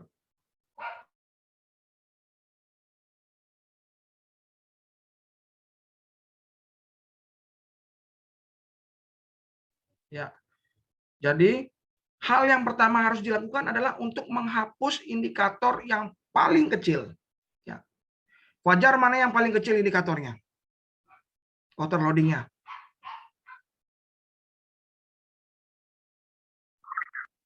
KP8, Mbak. Oke. KP8, ya. KP8 ini sangat kecil sekali, ya. Maka kalau kita hapus, perubahannya tidak sangat signifikan. Maka dari itu kita bisa menghapus beberapa indikator sekaligus yang sangat kecil signifikansinya, ya.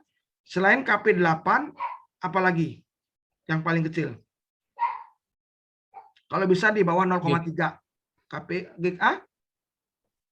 Itu GK1. GK1, ya, di bawah 0,4. Yang di bawah 0,4, ya, GK1. Oke. 2 ini saya akan hapus, sudah saya hapus dan saya akan kalkulit kembali, ya.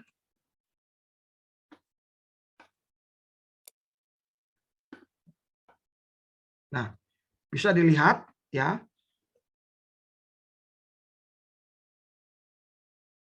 Bisa dilihat, oke. Ada beberapa perubahan, ya. Tetapi di antara semuanya ada lagi yang paling kecil. Apa yang paling kecil?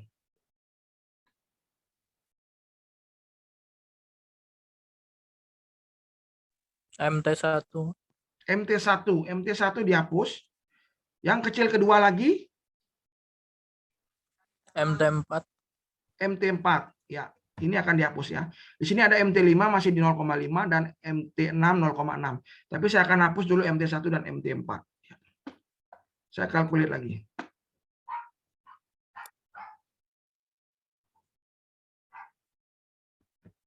Ya. Bisa dilihat masih ada yang kecil, ya. Kalau gaya kepemimpinan sudah oke, ya. Sudah di atas 7 semua, ya. Sorry, ada lagi satu GK5 nih, ya. Nanti tapi kita belum hapus ini karena masih ada nilai yang lebih kecil daripada ini, ya. Bisa lihat yang mana lagi lebih kecil? Di sini ada KP1, ya. Sama KP7. Ya. Di sini masih ada KP4 0,5, ya. Sekarang KP1 dan KP7 saya hapus. Lagi di start calculation. Nah, bisa lihat tadi masih ada 5, masih ada 6, ini berubah semua 877 kecuali KP4 ya. Jadi 400, MT5 justru berubah jadi 0,4. Yang tadinya 0,5 ya. Berarti di antara ketiga ini yang paling kecil adalah ini dan ini. Saya hapus keduanya.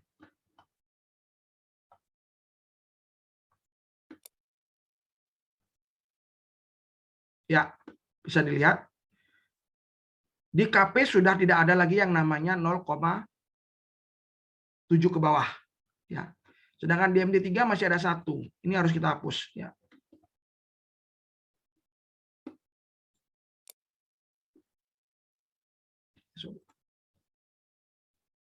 Nah, di gaya kepemimpinan masih ada 1.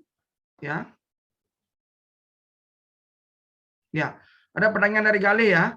Maaf Pak, kenapa nilai yang di bawah standar harus dihapus Pak? Karena tidak sesuai dengan kriteria ya, cut off-nya. Jadi cut off tadi saya sudah jelaskan menurut Ferdinand, Heir dan kawan-kawan dan juga Haryono bahwa memakai SEM-PLS nilai overloadingnya harus di atas 0,7 atau 0,6 juga boleh ya. 0,6 boleh, tapi kalau dia di PLS pasti dia di bawah 0,7 pasti akan merah ya. Ya, 0,6 pasti akan merah ya. Karena kenapa? Karena asumsinya adalah memiliki nilai responden yang kecil. Makanya PLS itu cocok untuk penelitian responden 30 sampai 100. Di mana 30 sampai 100 harus mempunyai nilai signifikansi error yang tinggi, 0,7 ke atas ya. Sedangkan 0,4, 0,3, 0,2 itu boleh kalau memang memiliki responden lebih dari 200 tetapi tidak menggunakan PLS. Harus menggunakan AMOS ya, beda case ya, AMOS ya. Nah, berarti ada satu yang harus kita hapus, GK5. Tadi udah saya jelaskan ya. Ini harus dihapus yang di bawah 0,7 ya. Biar dia memunculkan model yang fit ya.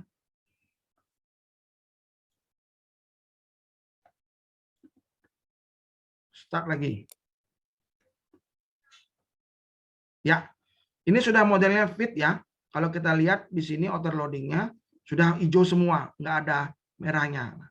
Nah, ini tinggal kita rapikan. Nah, tinggal kita rapikan. Nah,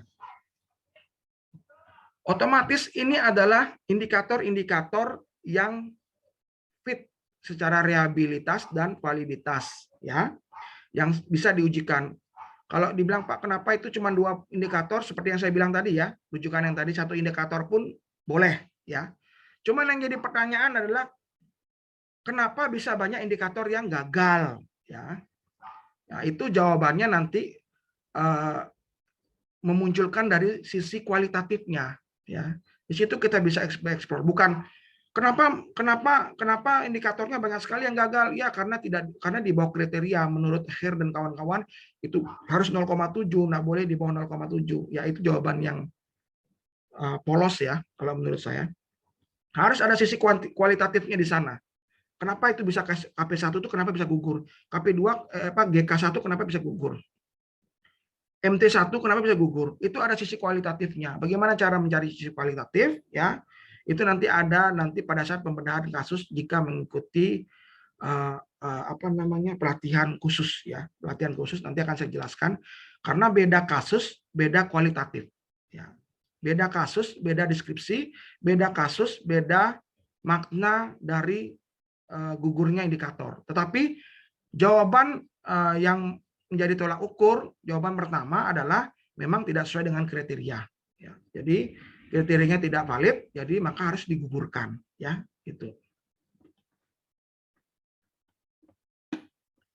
Baik, kalau ini sudah valid, tinggal langsung dikalkulate saja PLS algoritma. Bukan PLS algoritma, tapi di bootstrapping-nya. Standar ya 500 start calculation. Nah, di sini bisa terlihat langsung di part koefisiennya, bisa dilihat secara ini ya.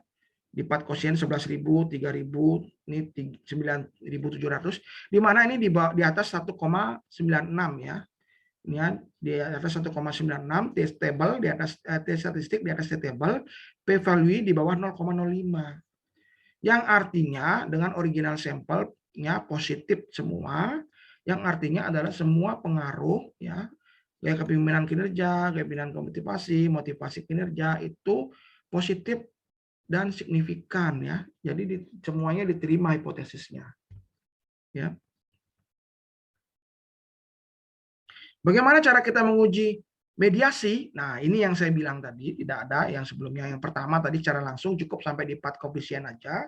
Yang kedua adalah dengan mediasi spesifik indirect effect ya. Ini dia spesifik indirect effect-nya. Di mana T statistiknya di atas 1,96 dan P value-nya di bawah 0,05. Jadi gaya kepemimpinan, pengaruh gaya kepemimpinan ke kinerja pegawai melalui motivasi, maka motivasi berdasarkan hasil T statistik di atas 1,96 dan P value di bawah ini, maka pengaruh gaya kepemimpinan ke kinerja pegawai melalui motivasi itu berpengaruh positif dan signifikan. Motivasi sebagai variabel berhasil memediasi pengaruh antara gaya kepemimpinan terhadap kinerja pegawai. Ya, itu hasil penjelasannya.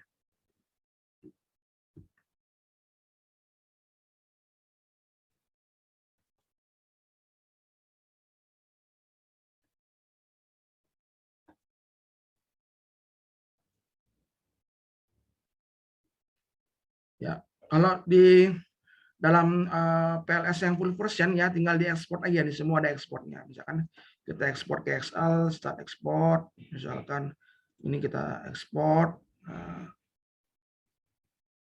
Tapi kalau di trial kayaknya saya kayaknya belum bisa ekspor ya data-data semua ya. Jadi semua tabel yang di bawah ini akan diekspor ya di sana. Nah, ini semua tabelnya akan diekspor. 4 koefisiennya akan di-show seperti ini.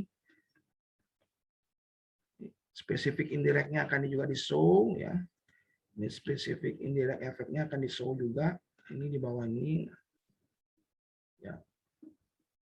Ini ada chartnya juga. Jadi bisa pakai chart juga.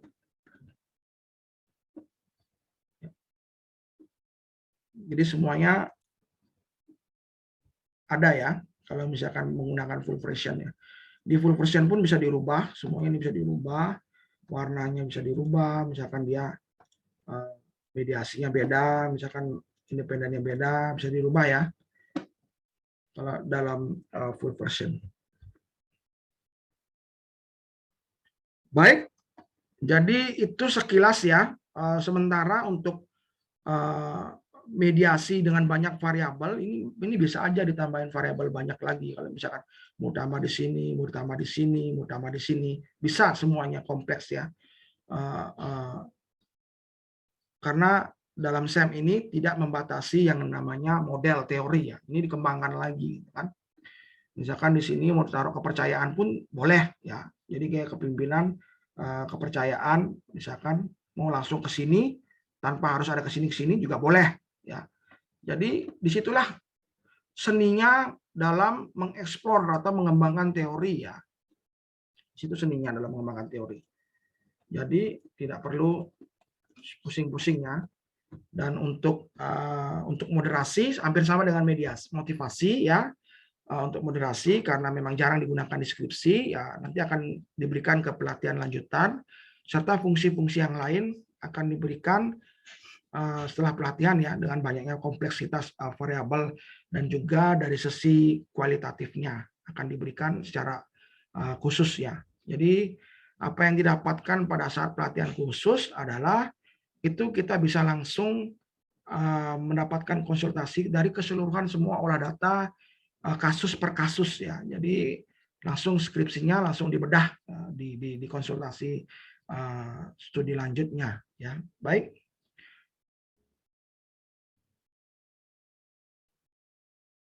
Jika tidak ada pertanyaan ya, saya sudah selesaikan untuk pelatihannya. Jadi pelatihan itu ada pelatihan langsung secara langsung dan secara mediasi tentang analisis outer dan inner ya.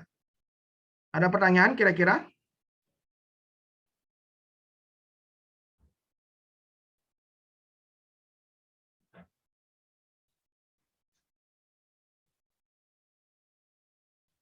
Baik, jika tidak ada pertanyaan, saya harapkan testimoninya nanti di grupnya masing-masing tentang pelatihan pada hari ini, ya. Bagaimana yang diperoleh manfaat pada pelatihan hari ini, supaya teman-teman yang lain nanti pada saat pelatihan selanjutnya berikutnya juga ikut, ya. Saya harapkan nanti skripsinya adik-adik semua kuantitatif dan sudah mulai menggunakan yang namanya SEM, ya, biar dosennya kaget, ya. Jadi beberapa kasus yang pernah saya temui justru, ya, S2 dan S1 justru dosennya tidak bisa menguji karena memang tidak terlalu memahami yang namanya SEM. Jadi dia hanya memberikan suggestion, saran-saran saja untuk memperbaik atau mempercantik skripsi atau tesisnya, ya. Jadi sangat bagus, ya. Bahkan mungkin ke skripsi kalian akan dijadikan acuan dosennya dalam penelitian lanjutan, ya.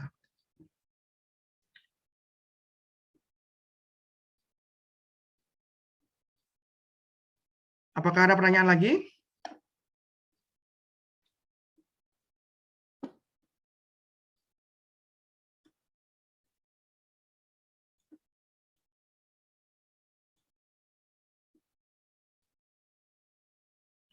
Baik, kalau tidak ada pertanyaan, untuk sesi pelatihan pada hari ini saya tutup. Jika nanti masih ada pertanyaan,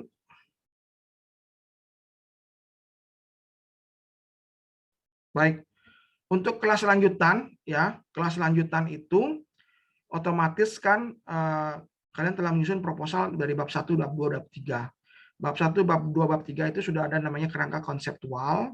Dari kerangka konseptual itu nanti kan dirumuskan yang namanya definisi operasional. Di sana adanya perumusan dari variabel apa segala macam. Nah, setelah dari variabel dan segala macam, disitulah mulai masuk, ya, dari penyebaran kuesioner, di situ mulai masuk bisa konsultasi. Nah, kalau konsultasinya, ya, secara garis besar kuantitatif bisa konsultasi, ya, tidak hanya untuk olah datanya saja, tapi tetap secara kuantitatifnya, ya. Tetapi untuk bedahnya itu langsung adalah dari mulai pembedahan olah data mulai bab 4, ya. Dari bab 4 itu mulai nanti konsultasi pembedahannya. Jadi misalkan dari 10 indikator gugur 7, kenapa ini, bagaimana saya harus menjawab misalkan, atau hipotesis tidak diterima, bagaimana saya harus menjawab ini, gitu. Jadi saya tidak mau menyarankan yang namanya editing data, ya, supaya hipotesis diterima semua. Karena kalau hipotesis diterima semua, dalam kaidahnya, dalam maknanya adalah bahwa penelitian kalian itu tidak memiliki kontribusi di dunia penelitian. Ya. Bagaimana bisa kita meneliti yang namanya suatu hipotesis yang memiliki pengaruh yang sudah jelas terjadi? Dalam artian misalkan motivasi pengaruh kompensasi terhadap motivasi, ya, sudah jelas itu, ya, pasti berpengaruh positif dan signifikan, ya. Jadi kita lebih bermotivasi dengan mendapatkan kompensasi yang lebih, ya. Jadi motivasinya pasti akan lebih. Jadi kalau misalkan ada suatu hipotesis itu ditolak atau tidak diterima atau tidak disupport, ya, berarti kita harus mencari sisi kualitatifnya. Kenapa itu tidak disupport? Bukan karena p-value di atas 0,5, ya, 0,5% atau T-table-nya, T-statistiknya di bawah T-table, ya, di bawah 1,9. Enggak. Ada sisi kualitatifnya di mana peneliti bisa observasi atau peneliti bisa meneliti secara jauh mendalam dan bisa menghasilkan banyak sekali persepsi-persepsi secara kualitatif dan kenyataan kenapa itu hipotesis ditolak atau kenapa tadi indikator tidak valid, ya. Itu ada triknya. Jadi gitu, ya. Kalau dikonsultasi lebih lanjut bisa mengkonsultasi secara keseluruhan, ya. Secara keseluruhan kuantitatif, ya. Mungkin yang memang memiliki kesulitan judul bisa dibantu dari judul, bukan judul yang saya berikan tapi arahan untuk mencari fenomena masalah dan mendapatkan judul yang judul yang tepat, ya. Karena kalau saya memberikan judul, saya yakin nggak bisa dikerjakan, ya. Karena judul tidak sesuai dengan fenomena, nggak bakal bisa dikerjakan. Tidak sesuai dengan fenomena, tidak sesuai dengan passion dari mahasiswa, ya pasti tidak akan bisa dikerjakan. Akan merasa terpaksa. Ya. Terus bagaimana tips dan triksnya supaya kelar, misalkan 1 bulan selesai proposal, atau 1 minggu atau 2 minggu selesai proposal, 1 bulan selesai skripsi. Itu ada semua di sesi konsultasi nanti ya. Ada pertanyaan lagi? Kira-kira?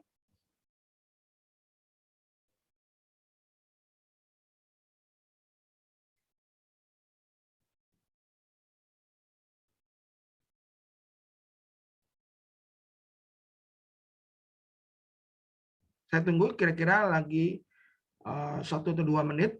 Kalau memang ada pertanyaan, atau 5 menit saya tunggu. Kalau memang ada pertanyaan. Ya, untuk kelas lanjutan via WA ya, via WhatsApp ya. Di kelas lanjutan nanti, oke sebentar ya. Jadi untuk kelas lanjutannya itu nanti di via WA, dan bedah kasusnya mungkin bisa konsultasi secara Zoom ya, mungkin 2 minggu atau seminggu sekali secara Zoom, VA setiap hari ya bisa ditanyakan. Oke. Sedangkan nilai 0,7 itu sudah tolak ukur ya, sudah itu bukan tolak ukur pakem. Saya sudah bilang tadi 0,5 secara Hare dan kawan-kawan ya, Hare et al. 0,3 pun boleh, 0,4, 0,5 boleh, tapi harus memiliki responden di atas 350, 500, 600 nyebar kuesionernya, boleh. Ya, tapi tidak menggunakan PLS, menggunakan AMOS. Ya. Tapi kalau mau menggunakan PLS dengan responden cuma 30, 35 atau 40, 45 atau 50, 70 itu harus 0,7. Ada yang bilang 0,6 boleh. Ya, Sugiono boleh bilang 0,6, Gusti Ferdinand juga boleh bilang 0,6 ya, boleh. Ya. Tetapi amannya adalah 0,7 ya. Kalau kalian memiliki responden 150, jangan pakai PLS, pakai SEM. Tapi kalau kalian tetap 150 tapi modelnya pengembangan teori, pakai PLS ya. Kalau misalkan respondennya 150, ada yang 0,6, boleh digunakan ya.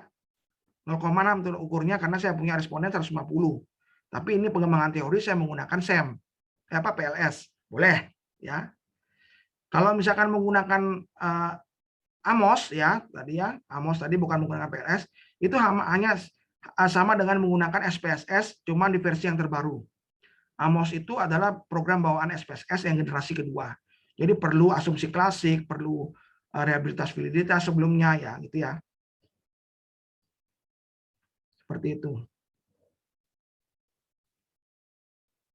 Ada lagi pertanyaan? Silakan. Jadi itu tolak ukur ya. Kalau saya 0,0, 0,7 itu tolak ukur. Dari mana tolak ukurnya? Rujukan saya, ini Hare et al, ini Sugiono, ini Yamin and Kurniawan, ini Suryono, ini Ferdinand Gozali, atau ini Forner and Lecker. Ini itu semua kriteria yang digunakan di dunia penelitian ya, dunia internasional maupun dunia di Indonesia ya, tokoh-tokoh Indonesia, tokoh-tokoh kuantitatif Indonesia, statistik Indonesia. Di dunia itu saya gunakan adalah tolak ukur dari Scopus ya, penelitian Scopus. Scopus itu adalah penelitian dengan jurnal reputasi tinggi ya. Bahkan dosen-dosen profesor pun sulit memasukinnya ke Scopus ya. Kebetulan saya sudah berapa kali pernah masukkan Scopus, makanya memiliki ID Scopus ya.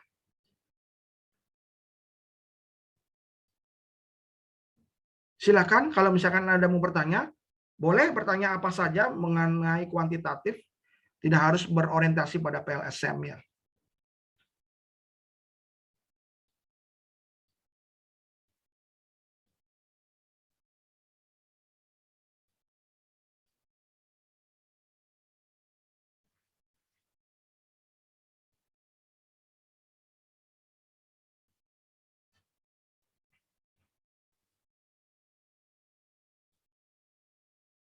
Baik.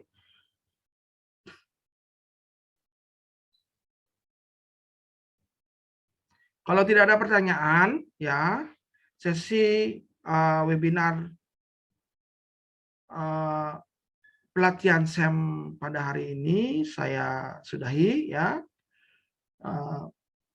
Nanti bisa bertanya untuk seputar webinar hari ini di grup ya, di grup tele sejauh itu secara general ya.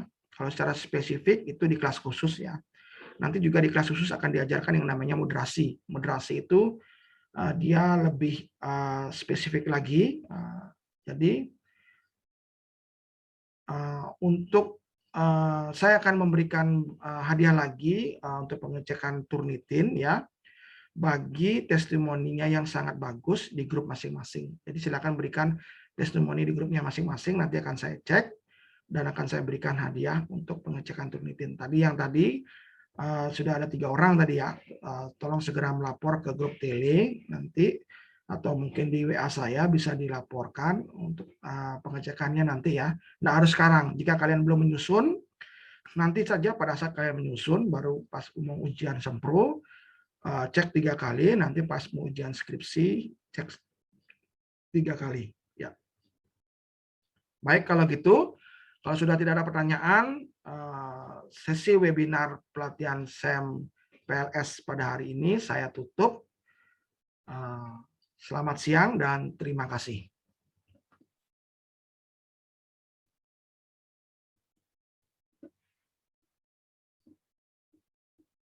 Terima kasih, Pak.